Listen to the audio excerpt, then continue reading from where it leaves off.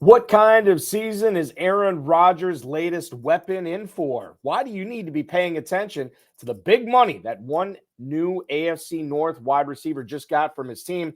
And did one AFC West backfield just get more muddled or more clear? Plus, 9-time FFPC Dynasty Fantasy Football League champ Chris Dunaway is going to join us to dish on Aaron Jones, Keenan Allen, Derrick Henry, and so much more. We've got a great show for you. Ferrell Elliott is here. I'm Eric Balkman. Stick around. Your high-stakes fantasy football hour starts now. Can't stand the pressure. I've seen greater men than these lesser. Broadcast live and heard around the world, you are now watching the most entertaining hour of radio on the planet. Welcome to the High Stakes Fantasy Football Hour presented by myffpc.com with your hosts Eric Balkman and Ferrell Elliott. The High Stakes Fantasy Football Hour is your home for analysis from the best players in the world. And now, because no one else was available, here are Eric Balkman and Ferrell Elliott. Solace in the scripture. Are we not all our father's sons? I became a man. Nobody ever told me what a man was. Thank you, Rob, and greetings and salutations to all you Bulkaholics and Ferrelliacs. Welcome to the latest episode of the High Stakes Fantasy Football Hour presented by myffpc.com. I'm your slightly above average host, Eric Balkman. My co-host is the definitive commissioner of fantasy football, Ferrell Elliott, coming up on tonight's show. Ferrell and I will opine on what to make of the new quarterbacks in Pittsburgh. Much different quarterback room than they had a couple of weeks ago. A sophomore season breakout potentially coming for one young AFC East player, and 9-time FFPC Dynasty Fantasy Football League champion Chris Dunaway is going to swing on in to give his thoughts on the new Kirk Cousins offense in Atlanta, Austin Eckler in our nation's capital, and so much more. Dom Gazzetti already chiming in on the YouTube chat. Where's my beer? I don't have a beer tonight. I'm still recovering. He says my voice is sounding better. I'm still not all the way back, but I'm definitely much closer to full strength than I was last Friday, so I apologize for my voice, but hopefully we will get through it tonight with flying colors. The 2024 Fantasy Pros Championship is indeed live, ladies and gentlemen. Go to myffpc.com, myffpc.com right now to sign up for the Fantasy Pros Championship. $6 million plus prize pool, a $1 million grand prize, and you can start drafting for that $1 million right now in March. You can also go to myffpc.com to play in the Never Too Early Best Ball tournaments. Myffpc.com is your home for the Superflex Best Ball Tournament, Never Too Early Best Ball Tournament, and the Classic Never Too Early Best Ball Tournament. They're already off and running. They've been going since January. They're going to wrap up April 25th. Best Ball Slim rules. There's no kickers and no defenses in this. 20-round draft, 14-week regular season, single-week elimination playoffs from weeks 15 through 17. You can play with a 30-second clock, a 60-second clock, 2-hour clock, 6-hour clock, whatever you want to do there to build your team. $25,000 grand prize will be up for grabs in the Never Too Early Best Ball Tournament at a $125 entry fee. And, of course, you can play in the Superflex Never Too Early Best Ball Tournament. $35 entry fee, a $10,000 grand prize in play there as well. MyFFPC.com is your home for that. It's also your home for Dynasty Fantasy Football, which we will get into on the program tonight. MyFFPC.com has a ton of Dynasty orphan teams that are looking for good homes and good owners, some as little as $1. You can get some great deals, some pretty good teams that are still out there. If you want to play fantasy football 365 days a year, go to myffpc.com, myffpc.com. Remember to like this video, subscribe to the channel, comment on the video, share it with your friends and enemies, and get notified every time we go live. Many of you are like, Bulky, it's Wednesday. What's the hsffhour doing on? Well, we don't normally get a whole lot of live viewers on Fridays because of the men's basketball tournament going on with collegiate basketball right now. So that is why we're doing the show. We typically do this show every Wednesday or every year on a Wednesday, and that's why we have a show tonight. So obviously no show Friday. I'll tell you what else is coming up with the other FFPC family of podcasts at the conclusion of tonight's program. We don't want to talk about the conclusion of the program. We haven't heard from Ferrell Elliott yet. Let's bring him in right now, the definitive commissioner of fantasy football, Ferrell Elliott. Welcome aboard, man. Happy Wednesday to you. Bucky, you had the perfect line. You could have said, well, Ferrell finally got a date. He's busy Friday or something like that. That's how it is. Yeah. That's not true. I wasn't thinking. I wasn't thinking. I'm I'm not thinking either because I am now on the clock in 3 of my 5 current slow drafts. When you're doing 5 slow drafts at a time, you're no longer slow drafting. You're consistently drafting. I even had a timeout. I had a computer pick today. Are we going to make any of those picks live on air tonight, Ferrell? No. No. So, No. so if you're watching this live and you're in a draft, if you're in a draft with Ferrell, do not expect that draft to move until 11 p.m. Eastern time tonight. I can't think of anything that would be worse podcasting than me reviewing draft picks from these leagues. However, there's been some trends developing that I really like, and I think everyone would be wise, and I'm sure you've given the rundown of all the leagues that are available and all the things that we're doing at the FFPC, but I think people would be very, very wise to jump on and take advantage because there's values early that just will not be there when we get to Planet Hollywood, Balky. Yeah, that's the beauty of drafting early, especially with the rookies. And we will get into some rookie conversation tonight. I know free agency is kind of our focus, but we will get into some rookie stuff tonight. These rookies don't have homes right now. They're all going to spike in value after the NFL draft. So if you like your rookies, now is the time to get in and draft them.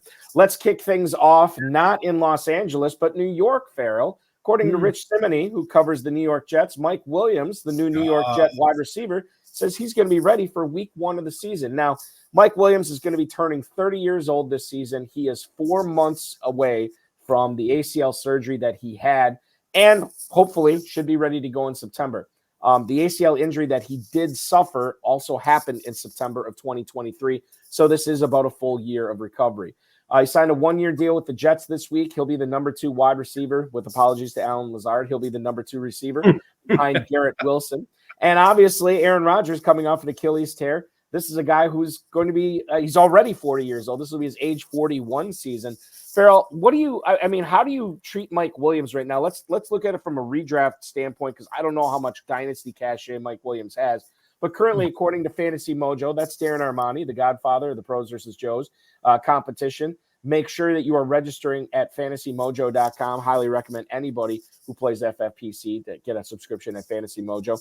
The Never Too Early Best Ball Tournament this month, post-free agency. Mike Williams going at wide receiver 55 in the 12th round. Bargain or bust at that point for you, my friend? Well, that's the most fantastic bargain of the draft. You were talking about, after I commented on the values that are available, you talked about the rookies, and there are many, but it's much more clear and presently available to look at your veteran players and see bargains. And this player has been one. And of course, this player has become one with his landing spot in New York. Okay, you talked about the age and you talked about the injury, and he did fail his physical there in Los Angeles, but he passed the one in New York. And I don't like the term injury prone. I think you've heard me say that every NFL player is prone to injury, but it does seem that injuries follow this guy. How many years, Balky? Is this year 9 for him? 30 years old? 8 or 9? He will turn 30 this season, yes. Okay, so this is 9th year, I think, in the league. If we go back to the combine, it seems like just recently he was in the combine. If you go back to it, he was a medical exclusion there from working out of the combine. He was still such a stellar athlete that he was a first-round pick. If you will recall, Balky, in his senior season, he caught a touchdown pass, ran into the goalpost, and broke his neck. But what does he do well? Everything you want a receiver to do well is what he specializes in, and he's done it consistently as the number 2 man for the Chargers. Keenan Allen's also been hurt. 2 years ago, I think, when Keenan Allen missed most of the season, Williams was a 115, 120 target player who put up huge numbers. Okay, let me get to it. Nobody knows better than you, Don Erickson, Two-Packer, the real Leroy. All these guys know that there's not a better accuracy passer in professional football than Aaron Rodgers. Whatever he isn't, he's going to put the ball into the hands where the receiver is. And he could not have a better mix for that talent than this player. This player will fight for the ball. He'll beat the corners for the ball. He'll run. He has great patience in running routes, which is important for a number 2 receiver. And he's generally going to be where he's supposed to be on the field, which is very, very important for Rodgers. You know, Rodgers always doing this with Allen Lazard and moving him around. You won't do that. You won't do it with this player because he's going to be where he needs to be. So I see this player, a 100-target player, if he stays healthy. And out of those 100 targets, he's looking at 70 to 75 high-quality catches, double-digit touchdowns for him. And that is, to me, his floor. And he could do even better if everyone stays healthy. So tell me where else you're going to find that in the 12th round. Yeah, that's a great point, Phil. Now, I am not as rosy as you are on Williams, but certainly it gives me a little bit more confidence given to hear you talk so glowingly about him, because there is now, I mean, you look at where he's going right now. Tyler Lockett, Ladd McConkey, and Khalil Shakir are the 3 receivers going in front of him. Troy Franklin, Gabe Davis, and Dontavian Wicks are the 3 receivers going behind him. The way that you painted that Mike Williams portrait, unbelievable, chef's kiss. He is by far and away the best guy at that point in the 12th round. He'll be a 6th-round pick after we see him in the preseason. We see what he and Rodgers do, and we tell Rodgers starts talking about him. And it's going to be great. It's going to do wonderful things for Wilson as well. There might be some things. They have a tight end that caught 60 balls there last year. He didn't catch any touchdowns, but Conklin may contribute to this. And then everybody's drafting the running back in the 1st round. Let's get high on the Jets, Balky. Yeah, it's just weird. We were saying it last year, and then we all saw how that happened. But Dominic's talking about drinking beer. Doesn't he know that when he comes here, he's having bourbon? You're a Woodford guy, right, Balky? Yeah, I love Woodford. Yeah. Dominic, we're Woodford all weekend for you here at the KFFSC. Yeah, Woodford Reserve. Another chef's kiss for me on that one. Let's keep talking about AFC receivers here. Okay. Ian Rappaport has reported that Cleveland has signed a 3-year contract extension with Jerry Jeudy worth up to $58 million. However, $41 million of that $58 is guaranteed. $14 million in average annual value, about the same as the deal Tyler Lockett just signed, also Gabe Davis and Cortland Sutton. The Browns actually did not sign Jeudy as a free agent. They traded for him. With the Denver Broncos, they gave up 5th and 6th round picks in the hopes that this could be a big year for Jeudy, catching passes from Deshaun Watson. He'll be the number 2 receiver behind Amari Cooper. Ferrell, the mojo on Jerry Jeudy, as I look at it right now, wide receiver 59, he's going in at the 1307, basically a round and a half after Mike Williams. How do you feel about Jeudy here now that we've seen the faith that this team, this new organization that's acquired him, has given him in the form of this financial commitment? Man, I got to look up who did that deal, because that's some very good agenting. And that's, you've got a front office there in Cleveland that loves Jerry Jeudy, and they paid full freight for it, and I think that he is going to be in a situation where he can contribute. For our fantasy football purposes, he should contribute like an 8th round draft pick would at the receiver position. And the floor that I talked about with Williams in catches is I think Jerry Jeudy's ceiling, and the touchdowns are unpredictable, and the quarterback is unpredictable, and the running game somewhat unpredictable. And there's a lot of different receivers that are going to be competing for the balls that are in the air. And it gets cold in Cleveland in November.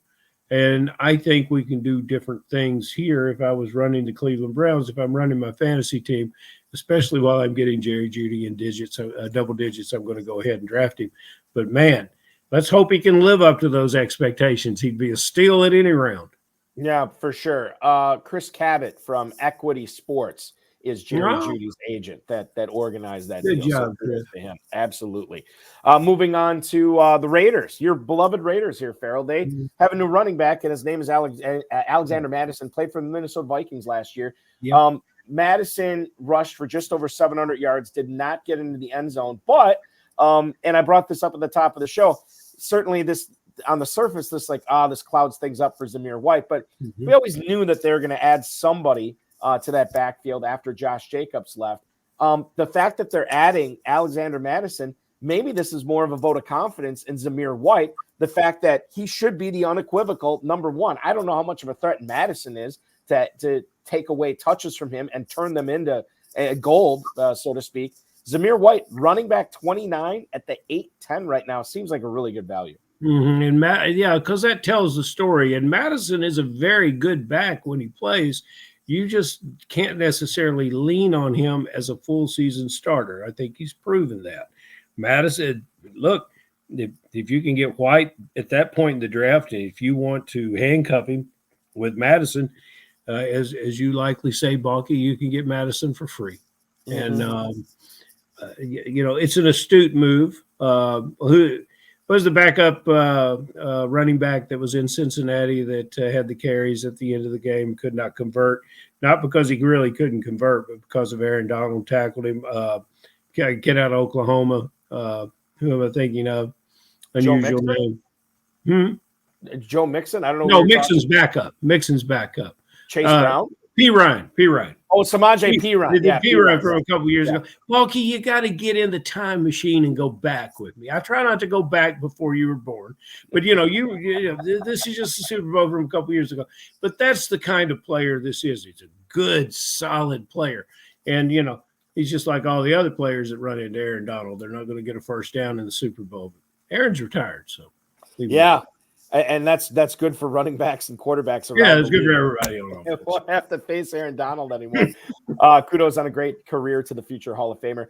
We do have Chris Dunaway, the 9-time FFPC Dynasty League champion, awaiting his appearance in the green room. We will get to him in just 1 minute. The last thing I want to bring up is, excuse me, I'm still fighting off something. New quarterbacks. I know, I'm trying. I need Woodford. I need some Woodford. Yes, you do. Ian Rappaport has reported that the Steelers quarterback room 3 weeks ago, it was Kenny Pickett, it was Mason Rudolph, and it was Mitch Trubisky. All three of those guys are now gone. Trubisky's back in Buffalo. Pickett moved across the state to Philadelphia, and Mason Rudolph signed with Tennessee, if I remember correctly. How did they replace him? They get Russell Wilson. They signed Russell Wilson, and they trade for Justin Fields. Fields is now a Steeler in exchange for a 2025 sixth-round pick. It could become a fourth-round pick based on Fields' playing time this year. And he will be the backup to Russell Wilson. That was something that was made clear to Russell Wilson, that Fields is not coming in there to compete for the starting job right away there. Sounds like the Bears are going to be taking Caleb Williams at this point, now that Fields is in Pittsburgh. What do you make of this situation here? Let's say in a best ball tournament, Ferrell, do you give any love to Justin Fields late? Do you penalize Russell Wilson because the presence of Justin Fields is there, who could take starts away from him later on in the season? I don't necessarily see that happening, seemingly because Pittsburgh always is either mediocre at worst or very good. So I can't see him making starts late, but this is an interesting situation in the quarterback room for the Steelers. Interesting is a good word. Balky, this is a question. This could keep our guest from appearing tonight. If we went off tilt, we could. First of all three quarterbacks that were at Pittsburgh found good jobs. Good for those guys. All three of them with good jobs. Don't get choked up about it. They all three have really, really good jobs. Now, you've got two quarterbacks with a great job, with a coach that everyone wants to play for. One of the things that is happening a lot here is that they're attacking Chicago Bears, Ryan Poles, for making this trade. They're saying that he got taken advantage of, that he got fleeced. He's going to move on. He could have done some things with Fields, but he listened to Fields and he went to a place that worked for Fields. And there's something to be said about that. There's something in the locker room. There's some value in that if you're going to move away from someone, you do it in a way that supports that player. I would have loved to have seen this player with the Raiders. I don't know when he hits the field, but I think he will get to the field this year, unless or to the point that Russell Wilson is so successful that he can't do it. I can see the coach developing packages for this player. How old is Russell Wilson? 30 what? Yeah, he's getting up there. Well, he's young enough to play the game. But my point is that there could be creativity at the position coming out of Pittsburgh, and both players. I have said before that if you have two quarterbacks, you've got no quarterbacks. But in today's game, there could be packages for Fields that would get him involved. It's fantasy-wise, I think you're going to just stay away from this. It's really what I think you're going to do. Russell Wilson will – and I'm with you. I mean, Russell Wilson's being drafted as a quarterback 30 right now. So, again, he's basically free in the Never Too Early Best Ball tournament. He turns 36 November 29th. So this will be his age 36 season for Russell Wilson.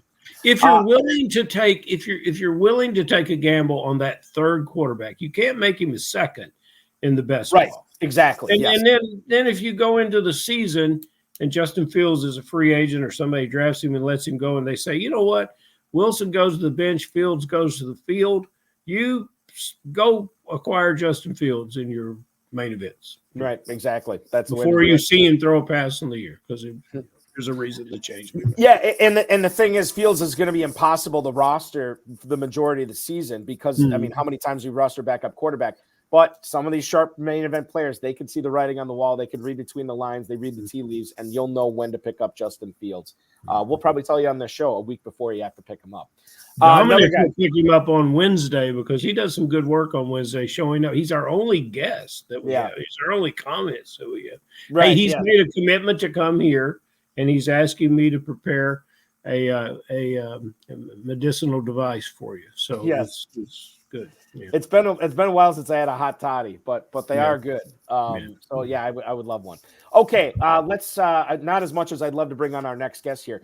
The guy has had a lot of success in the FFPC, really in all the formats he's played in, but 9 high-stakes Dynasty titles is what we're pumping up for him tonight, and he's on the path for even more Dynasty championships this season.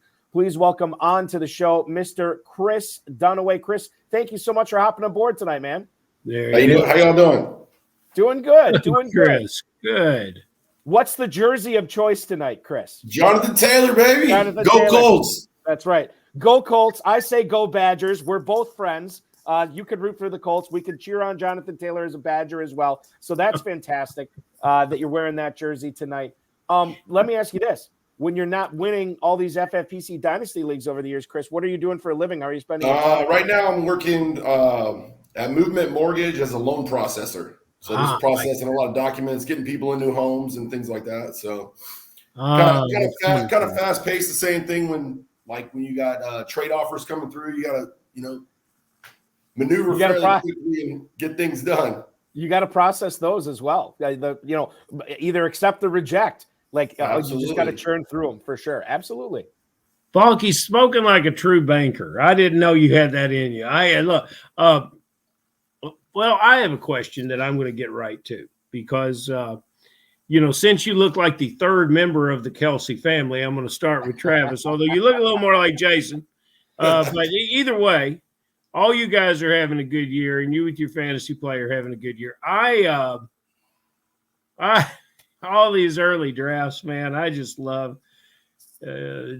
grabbing Travis Kelsey. And I'll be tempted to do it. If we do any maiden voyages with Dynasty, I would be tempted to do it even for Dynasty teams. Where do you stand on your multitude of teams? And congratulations on all those championships. Where do you stand on Kelsey? Do you want to take advantage to guys like me who can't count and can't realize that this player is on the other side of 30? And do you want to come fleece us for our future draft picks to rent Kelsey for a year? What's happening in the Kelsey career? More importantly, what's happening with what you are doing? With me, like with Travis Kelsey, if I'm competing, I'm pretty much trying to hold on to him unless you're giving me the moon and the stars. Gotcha. Because he's like the cheat code. It's like you could be going into nothing and all of a sudden he puts out a 40 banger and you jumping over the moon. Mm-hmm. It's just hard to let him go. Obviously, if you're in rebuild mode, you try to get a younger tight end, maybe a few draft picks. But if you're going for it, if you got the pedal to the floor, ride him out. We run into the occasional player who will say, "Well, Kelsey had an off year last year," and I I just kind of stare at them because I wonder what kind of football they were watching. I watched the games and I read the stat. So he had a game where he only caught 5 balls for 40 yards. What's he supposed to do, for God's sakes? And what's crazy is when you look at his stats over the course of his career, this was the first time since 2015 he failed to hit 1,000 yards. But he only missed it by 16 yards. He still had 93 catches. Like, the dude is, I mean, yeah, it was a down year by Kelsey standards, and Kelsey standards are Hall of Fame standards. So, yeah, I get it. Now, the question here, Chris, is what if you are a team that's kind of rebuilding and Kelsey is on your roster and you know by the time you're ready to compete again, Kelsey's probably not going to be in his prime to be a part of it. If some team, and I'm assuming it's going to be a competing team, a team that's really good, comes by and says, first round pick, I don't know, fill in the blank with a young tight end. We could say somebody like, I don't want to say Laporta or Kincaid because then it becomes kind of a slam dunk. But a guy like Luke Musgrave or Michael Mayer, somebody like that, plus a first rounder, is that enough, or would you need more to give up Kelsey if you're rebuilding? I think if you get one of those young potential tight ends that have the potential to grow in a future first round pick and you're rebuilding, I think you go ahead and just smash it and move on. It's kind of hard to nickel and dime and say, oh, well, I need 2 firsts. Well, 3 years ago, you could get 2 firsts, no problem. Now you're on that borderline first and maybe throwing a player just because of his age. It's just, I think if you gave me a 1-4 Balky, and that meant that I could get Bowers, I might do it. But beyond that, no. I think the Kelsey thing is just going to get more and more interesting for Dynasty as we go forward here. Because he's going to be a polarizing guy, whether you want to get rid of him, hold on to him, bring him in. There's a lot of options there. Another guy, Chris, that I think is interesting, and I have this guy in a couple of my Dynasty teams, and quite frankly, I probably missed the boat on getting good value for him. But Alvin Kamara, getting up there in years now as far as running backs go, for you, is he a buy, sell, or hold? What are you doing with Kamara right now in Dynasty? It's kind of a little of both, kind of in that hold range, and then trying to buy him as cheap as possible. I don't want to go out and throw out like a 1.8 for a potential 1 to 2 year rental. But if you're throwing out the 1.12 or the 2.1 or the 2.2, absolutely, you go out there and smash it because there's really nobody out there that's going to take his job. Jamal Williams tried to be the backup for a couple of weeks last year, failed miserably. They used high draft capital on Kendre Miller, failed miserably. So he's pretty much the guy. He's locked in with that contract. They can't just cut him and walk away from the money. So I think they're just going to ride, give him the rock and ride it till he can't play anymore. I think Kamara has a better year this year than he did last. Usually he'll be there from day one, and I think I think you're right on to something. I think you're. And the other thing we can't forget about is Kendre Miller, right? And I know he was hurt last year, but I know that New Orleans wants to get him more involved. The Kamara thing, and for anybody who's watching in my KFFSC Dynasty leagues of where I own Alvin Kamara, if you want him, you can. Give me any first round pick this year. You can have him. I would happily give him up for that right now. I think it gets more interesting as we get into the kind of the mid-second. That's where it's like, okay, a little bit of a gray area. Yeah, and it could be one of those things to where the rookie rankings are. There's really no dominant running back that you're going to say, hey, let me give you this pick. So it could be say, hey, I'll give you the 110 for Kamara because I'm ready to roll, and the 110 doesn't do me any good. Right. Yeah, that's a great point. Day of draft trading. But, everybody talks that good game on Kamara, and then when it comes time to trade, they all – alligator arms. They can't quite get cold feet. There are so many running backs that really improved their stature by moving these teams. It's some guys that we're not talking that much about. For instance, Singletary. I think Singletary has a very compelling case to make for what he's going to do. Yeah, when you want to go to the very, very bottom of the barrel, you would have to say that the things that excited you about goal line backs like Williams going down to New Orleans, you can say the same thing about Gus Edwards landing at the Chargers. Yeah. But when I heard that Aaron Jones is a Viking, I just really didn't know what to think about that. I just get And I still don't. So, Chris, give me some direction on this, because I just don't know what to expect. I always thought Aaron Jones had a very high ceiling. I think I like him as a Packer more than a Viking. Am I wrong? I think he has a lot of upside just because it's him and Ty Chandler in Minnesota. So I think they gave him a decent amount of money. So I think you could probably get good value out of him. I don't think you could get a first-round pick for him, but I think he's kind of in that fringe range to where, he's going to be a useful RB2 or a flex player for your roster that you can get at a decent price, or even a later round draft pick if you're doing, best ball startups, to where he may fall in that 10 to 12 round range to where you can get good value on him. Yeah. But the quarterback element concerns me. That's the scary part. You don't really know who the quarterback is going to be. Is it going to be Sam Darnold? Who's going to be throwing the ball to him? Do they take those first round picks that they have, move up to try to go get somebody that can be elite to where you don't waste Justin Jefferson's talent or,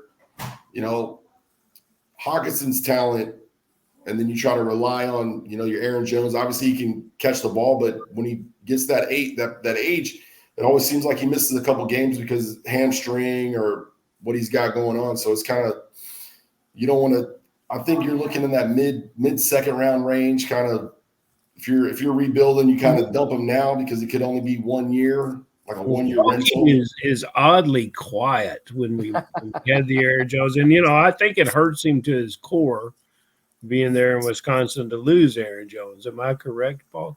You are not. And here's the thing. I've loved Aaron Jones. I've loved Cherry. He is Mr. Packer. Everybody loves Aaron Jones. People were crushed when he not only got released, but he went to Minnesota, which made it even worse. But I look at this player, a guy that Ferrell, I've been a huge fan of. I've talked him up on this show. I've said year after year, this guy's a bargain. He's a bargain. He's a bargain. Now I look at him. He got hurt 3 times last year. Pulled his hamstring against the Bears week 1, missed significant time. Hurt his leg later on in the season, missed significant time. Went on a great tear at the end of the year. And then in that Niners playoff game, he got hurt again. And he probably would have been playing in the NFC Championship game if Green Bay would have won. So I look at this guy as a super talented player, but also a guy who's 29, who's had some issues with soft tissue injuries. That doesn't get better as you get older. So it stings to lose him as a Packers fan. But for fantasy-wise, I don't know. I'm kind of with Chris on this. I think he's going to be having flashes, but he's got to make sure he's on the field. Chris, let me ask you this. We just talked about Alvin Kamara, who I believe is 2 years younger than Aaron Jones. If somebody in your league has both Jones and Kamara, they're willing to give you one of them for an early second-round pick, which one would you rather have if you're making a run in 2024 in your dynasty league? I think I would prefer Kamara. Just because you know how that offense was ran around Derek Carr last year, catching the screen passes, giving them the ball, versus the unknown at Minnesota right now. Speaking of Minnesota, God, we just got into some Packers conversation, some Vikings conversation. Let's stay in the NFC North here. DJ Moore and Keenan Allen, just like we all saw it coming, they're teammates in Chicago, for God's sake. So it sounds like Caleb Williams is going to be the number 1 overall pick. The Bears are going to have him throwing the Moore, Keenan Allen, DeAndre Swift, Cole Kmet. So he's got some weapons there. But I'm kind of curious to get your take on these 2 alpha receivers, 2 guys who have always been number 1 receivers for the majority of their career. Now they're both on the same team. What kinds of seasons are these guys going to have in your estimation with a rookie quarterback, a very good rookie quarterback, throwing to them? I think they're both going to have pretty good seasons because they're going to spread the ball around. The issue is basically last year they were basically the only targets on their team. So Keenan Allen's averaging 25 to 30 points a game. DJ Moore, he's getting that 20 to 40 range depending on what game was going on, and they're basically the only targets. So now they have to share the ball. So you're going to see a downtick in their production to where, you may go to that 17-point range game instead of knowing that Keenan Allen's going to get you 35 because Herbert was only throwing to him because Mike Williams is hurt. They're not using Eckler. So there's going to be obviously less touchdowns to go around and less. So I could probably both see them still getting, having 1,000-yard seasons.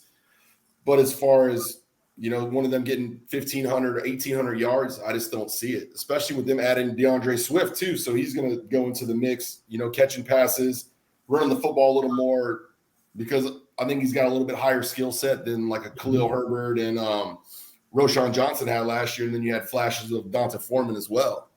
Mm-hmm. Guys,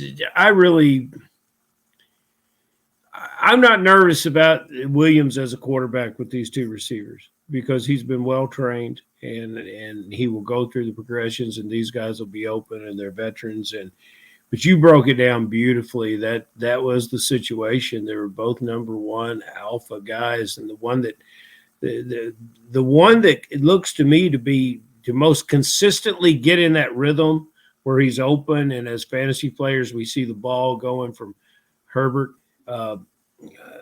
to Allen almost consistently. It depends on which side of the bed you get up on the morning, whether you love it or you don't. It's going to be a head scratcher. And Balky, can you give us any idea where Keenan Allen is going? Because I think it's a 5th rounder, and I haven't drafted DJ Moore anywhere. Yeah, Keenan Allen is right on the fringe between 4 and 5. He's at the 501 right now, wide receiver 26. That's what you're looking at for Keenan Allen. DJ Moore, I would imagine he's going to fall a little bit. DJ Moore, wide receiver 13 at the 301. So right now, 2 full rounds of ADP separate Moore and Allen. And I think, Chris, that's the important thing to remember here. These guys can both have great seasons, but as long as they're both still healthy, nobody's going to have that dominant top 5, top 10 season. And then it can mess up your team, some of your teams, if you end up having both of them, and then they end up together, and then you're scrambling trying to figure out which one do I sell? Can you get more value for this one? And it's like, well, you can sell DJ Moore for more, but he's younger. And then Keenan Allen, I think on the fringe of, playoff runs last year, you were able to flip Keenan Allen for a first-round pick going into this year to a contender, as to where now, you could be somebody might only would be willing to give you a second-round pick for him. Mm-hmm. This team name of Sucker Idiots, you are neither. I see that to be a misnomer, although I will I would try to talk you out of using it in the future, because it doesn't. But maybe you're trying to catch people unawares. But this is a sucker question. You better get it right, is all I can tell you. Because I'm coming. You better get this right, Chris. I'm counting on you based on that jersey you're wearing.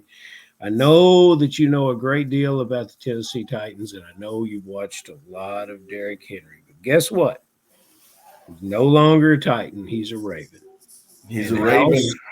How successful is it going to be? What do you see, and why would you make the case that by the time we get to Planet Hollywood, the Derrick Henry, that you really can't overdraft him?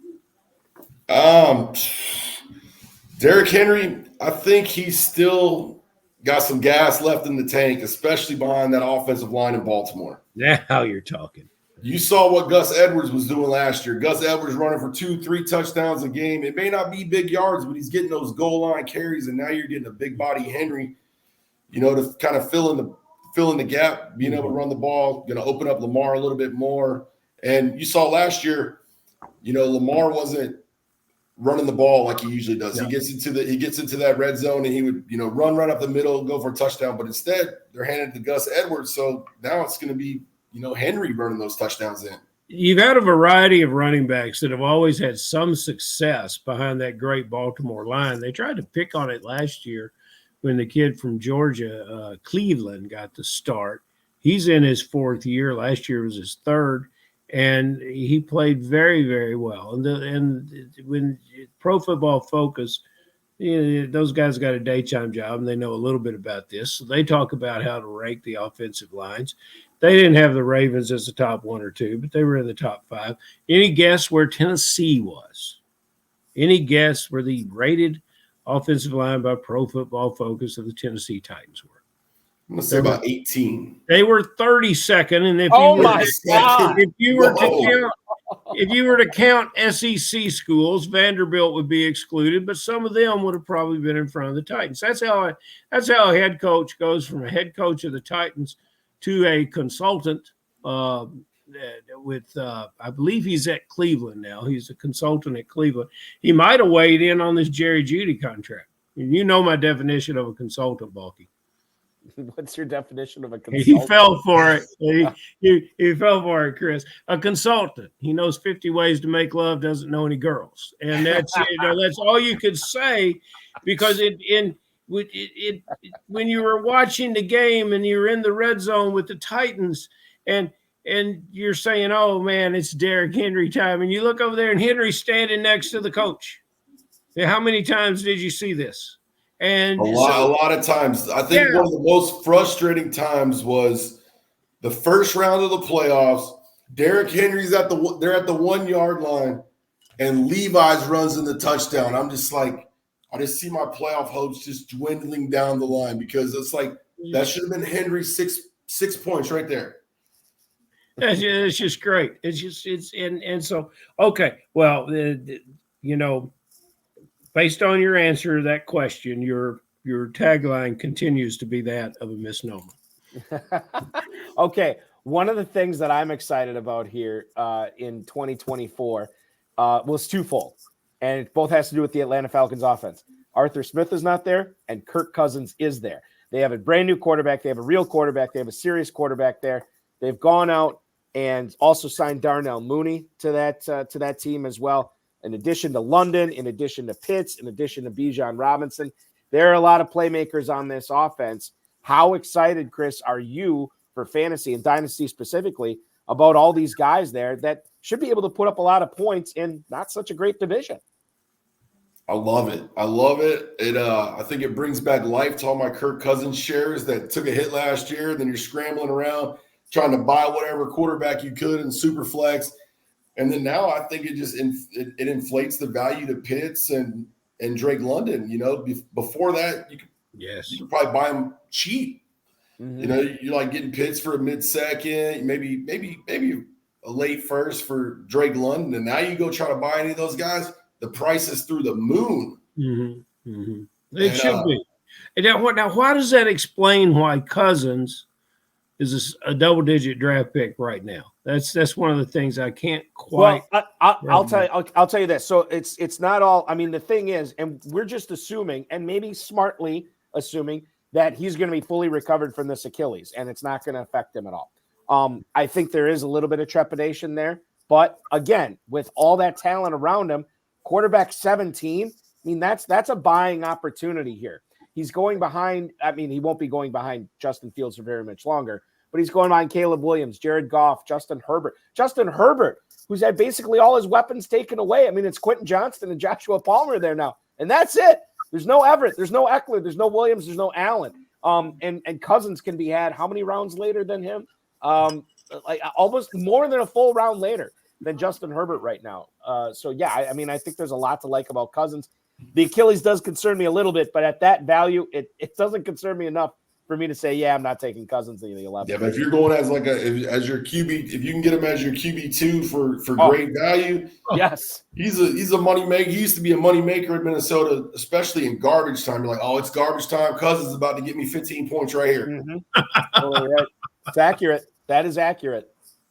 Everybody always used to talk to me like I was crazy. Like, why do you keep getting Kirk Cousins for? I was like, dude, Kirk Cousins is cheap, and he's still going to get you 20 points a game. And the great thing about him in that offense too was Minnesota, to me, never really seriously invested in their offensive line, and that was a bad thing for guys like Madison, guys like Dalvin Cook. But it was great for Justin Jefferson and Jordan Addison and KJ Osborne and then TJ Hawkinson. That's what made, and then obviously Cousins, rising tide raises all ships, and all of a sudden you have a serious passing offense there. Cousins was a big beneficiary of it. Now that's changed in Minnesota, and it's changing for the better in Atlanta too, Ferrell. I think it is. It's changing for the better in our nation's capital. Chris, last year I played a main event team with every year I play with a great friend from here in Kentucky named Trevor Holt, and we played a main event team together, and two geniuses like we are.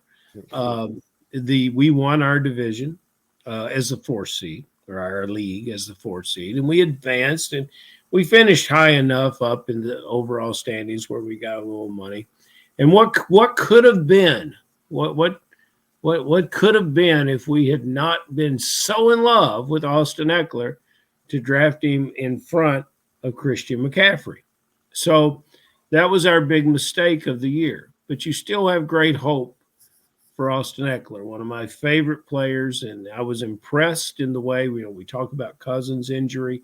We talk about guys who are battling injury. Players, fantasy players come on and say, oh, well, he's lost it. Well, no, he's out there playing hurt, which is what you want a player to do. If a player can play, you want him to play hurt.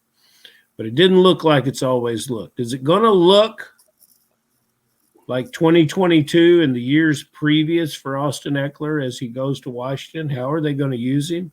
How's he going to work in the backfield? And a lot of people have said that Washington has really helped themselves through free agency. I hope it's true because I want Eckler to do well.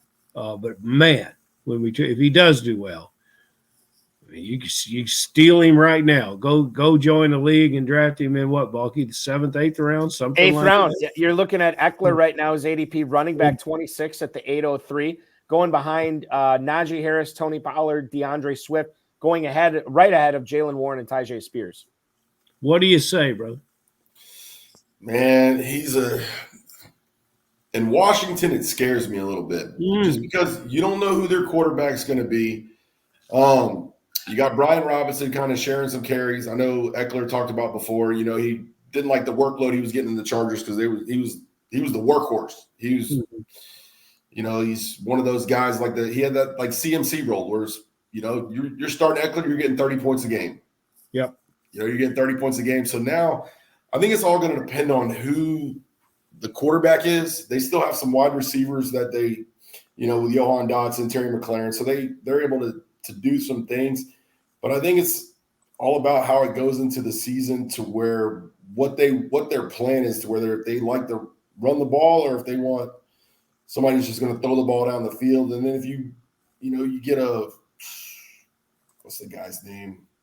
The LSU quarterback, if you get another running quarterback, and then they're just going to kind of take some of that off Daniels. If you get him in the fold, then it's going to take some of that workload around too. So it's kind of hard. I don't know if you really want to buy or sell right now. I think it's just kind of like a hold and just kind of see what the season brings before you just start going out there and buying up all these Austin Eckler shares, because I don't think too many people are going to let him go for cheap. No, you're exactly right. They're still going to You're exactly right. They could tell you how Austin Eckler's going to stink it up in D.C. But you got to give me the best. You give me the best for him. I'm not going to let him get away. I think what's interesting, and I think I'm with you on this, Chris. I'm holding him in Dynasty, right? But if he does have a couple of big games in September, and you look at somebody in your league, maybe who lost a running back that needs somebody, or maybe somebody who's looking to load up at the position because they're trying to win a championship in 2024, that's when I think you flip him. I don't think you could get a first-round pick for him, but you might be able to get a high second, somewhere around there. And I think that's when you take advantage of that, if Eckler gets hot right away. If he doesn't, I think you're just kind of stuck with them. You roll the dice. This is what happens in Dynasty Fantasy Football.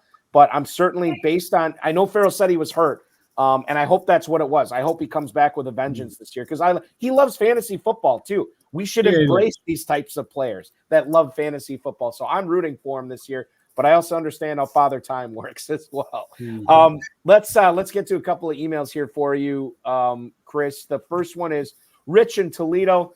What do you think about the Oregon Duck turned Florida State Seminole Trey Benson as a pro? Thanks, Chris. That is Rich in Toledo. Trey Benson, I know some people would say that he is the best running back in this class. I'm not necessarily disagreeing with them. I like him. What are your thoughts on him right now? You can talk about him from a dynasty or a redraft standpoint. I think he's projected currently the 1 or 2 rookie running back off the board. I think it's all going to depend on the landing spot. I think, let's say, for example, he lands in Dallas. I think he's going to skyrocket up the board, and he could end up being a mid first round pick. As to where if you look at any preliminary mocks right now, I don't think they have any running backs going in the first round. Yeah. You know, I could be wrong. I could be wrong on that. I haven't seen any. I think if he lands like in Dallas or in a good situation, I think you could see, especially a running back needy team, that they could, you know, panic and start dropping the 1.6, the 1.7, the 1.8 out there for a running back and just kind of, you know, start throwing darts to try to turn their team around. I think what's interesting is, and you brought up Dallas, they had the opportunity to sign a player. Well, they could have brought Pollard back. They chose not to. They could have had Zach Moss fairly cheap. They chose not to do that, and he signed with the Bengals. Now you have who they just re-signed? Rico Dowdle. Rico Dowdle is there, right? There's not a lot of other options out there. So if Benson does indeed go to Dallas and they take him in the second round or something like that, skyrocket is putting it lightly. Like, he is going to go way up, not only rookie draft boards, but ADPs for the Never Too Early tournament, the Fantasy Pros Championship, so on and so forth. And honestly, because I see a lack of options for Dallas, who is in an opportunity to win a championship right now, this is the type of move that they need to make. And I narrow it down to Benson, and maybe it could be somebody else, but I narrow it down to him because there's not a lot of other players that can fit that role of what Dallas needs in the backfield there. So I'm very intrigued to see if that happens. Speaking of Texas, James in Austin, Texas has the other email that we have for you tonight. Chris, this is another rookie question. Are there any rookies that you're taking a long look at in redraft leagues right now before the NFL draft? And Chris, I think you were in a couple of or maybe three of the Never Too Early Best Ball tournaments. Have you been picking many rookies there at all? Just kind of a few here and there. I think I got Marvin Harrison somewhere. I forget. I drafted those so long ago, I don't even remember. But I like the Oregon Ducks, so, you know, I like the little Troy Franklin. Troy Franklin. He was fun to watch last year. So I really haven't thought too much about it until you kind of see where the draft landing spot is, because you get too excited about somebody and then you end up burning yourself with what's going on. Yeah, that's a good point. Ferrell, we are out of emails, but we do. No, being Wednesday night, we don't have any more emails from that. We don't have any more emails. No, I'm sorry. Those were good questions, though. Yeah. Okay. We have everybody wants to know. You're a positive guy. You're a likable guy. You're a guy that knows things. Who are you avoiding? Who do you dislike? Who is not your guy? Who does not qualify to be a sucker idiot?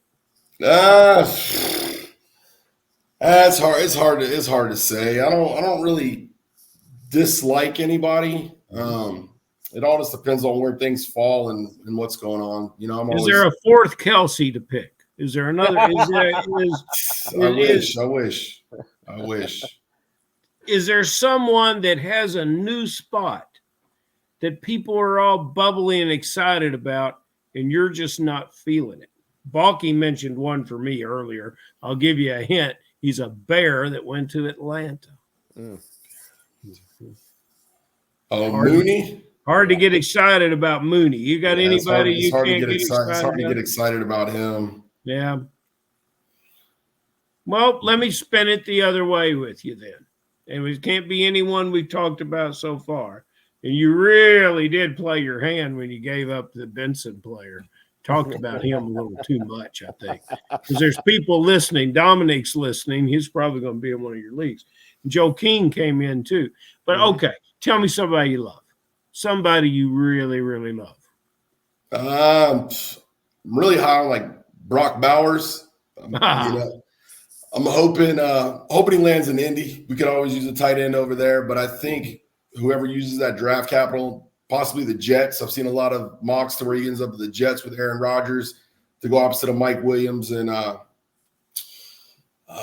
other guy. What's his name? My mind's going blank right now. Garrett Wilson. Yeah. So I think you kind of throw him in that offense with Aaron Rodgers. He's one of my probably favorite targets with mid first and things like that. That would be a nice acquisition. You know what?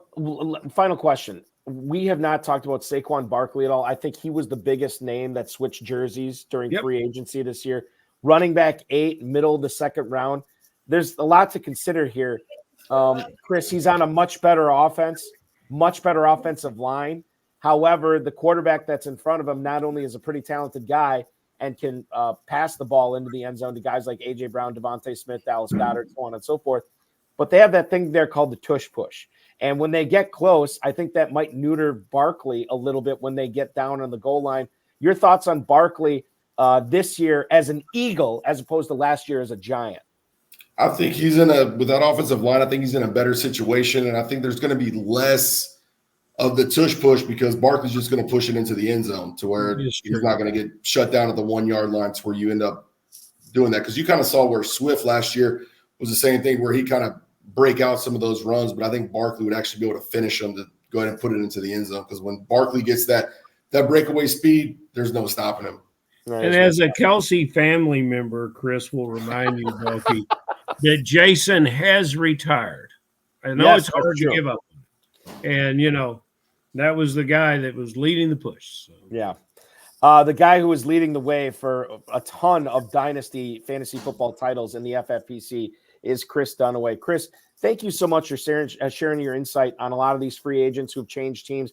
We got into some rookie talk tonight as well. So much fun. I learned a lot. I was entertained. I know our viewers were too. Ferrell was as well. Don't be a stranger. Let's talk again sometime soon. Good luck in all your leagues this year. And thank you once again for joining us on this Wednesday. Thanks for having me. Enjoy y'all's night. Thank you. That is the Sucker Idiots franchise owner, Chris Dunaway, who has done away with many. Let's see what you did there. In his dynasty leagues over the years, 9 titles over the course of his FFPC. Where's he from? Chris is. I just had this up. I assume he is somewhere in Indiana. That'd be my guess.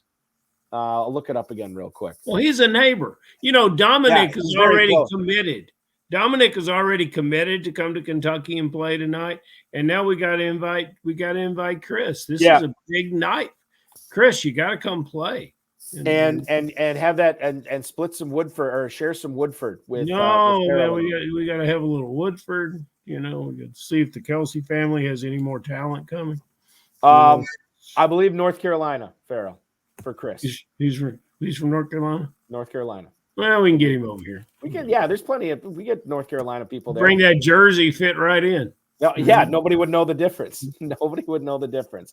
Okay, I'm debating what to do here. Let's do one email. Okay. That is from. I'll pick it here.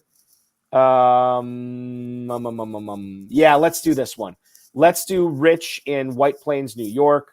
Dear hsffhour, where do you stand on Dalton Kincaid this season? So, Rich, this is interesting. Maybe he's a Bills fan, too. Dalton Kincaid really came on at the end of last year, Ferrell. And now he is on an offense that does not have Gabe Davis. It's an offense that now has Mac Hollins and Curtis Samuel and a maybe disgruntled, we're not sure, Stephon Diggs on this team as well. Dalton Kincaid is very gruntled. We have not heard any bad things about him being unsatisfied in that offense. Tight end 5 at the 407 in the Never Too Early Best Ball tournament right now. He's going behind guys like McBride and Andrews, going ahead of guys like Engram, Pitts, and Bowers. Where do you stand on Dalton Kincaid this season? Dalton Kincaid is everything the scouts said he was going to be, and he'll continue to mature into the top tight end within the league. He will eventually be the guy that supplants Kelsey and Andrews. He'll be a better player and a better fantasy contributor in the long run than Pitts will be. And, he'll make buddies with he'll make buddies. What's the Atlanta receiver you said? The kid that doesn't wear any shoes, the California kid. They just left the Falcons and went to Buffalo. Mac Hollins? Yeah, Mac Hollins. I bet you Mac Hollins is going to learn how to buy some shoes now that he's in Buffalo. That's just the first thing I thought about him. And, so there's some guys up there that are challenged in Buffalo. This player is not one of them. This player is just about as good as you can get at the position. If somebody were to say to you, Ferrell, you can have one of these players on your FFPC Dynasty team, but only one, Dalton Kincaid or Sam Laporta, which one? I would take Laporta because Laporta is playing inside. Okay. All right. And he's playing on carpet. And it looks like March Madness in December. And in December in Buffalo, it just looks like madness. So that's true. Nice. I see what you did there. Very well. So, By the way, yes, I did. Dom Yeah. Guzzetti, Matt Collins uses the term touch some grass a little too. yeah. That's true. Dominic's on fire tonight. You should just get him to come on with we should just get Dom on. And Dominic is on fire. You know, if he's he as good in delivery as he is in writing, you know, his star is born. we could have him fill up the YouTube chat with comments on his appearance as he's making that appearance. I think that'd be tremendous. We'd be living at the nexus of the universe if that happened. Yeah, probably so. Let's wrap things up. Ferrell, I want to thank you for coming on tonight. KFFSC.com is where the viewers can go to play in the Kentucky Fantasy Football State Championship this year. So much fun to talk with you again tonight. Let's do this again. We won't do it this Friday, but next Friday we will be back on at 10 p.m. Eastern time. I will talk to you then, my friend.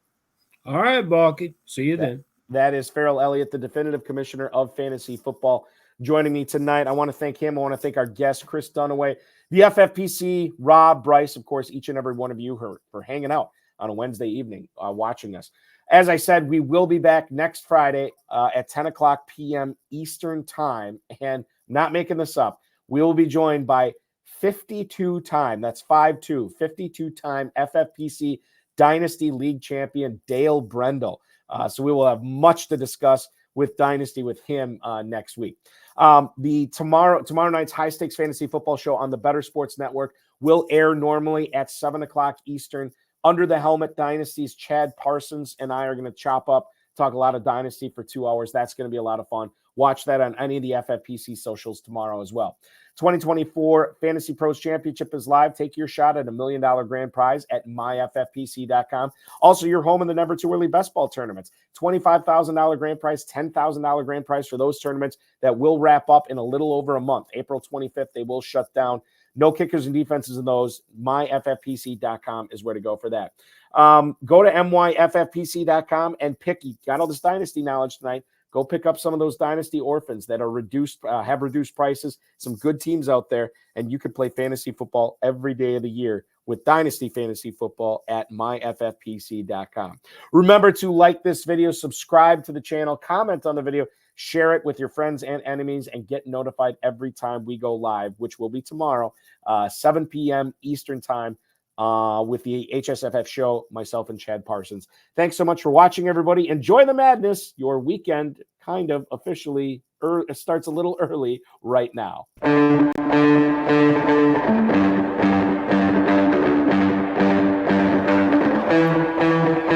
This has been another episode of the High Stakes Fantasy Football Hour presented by myffpc.com.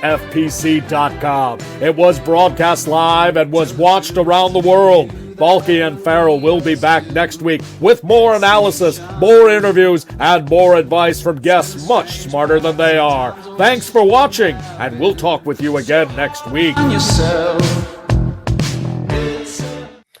Once again, I do want to thank everybody, and I do apologize if you're streaming this or downloading it later. Maybe you get it at the normal time. You're going to get it a little bit early this week.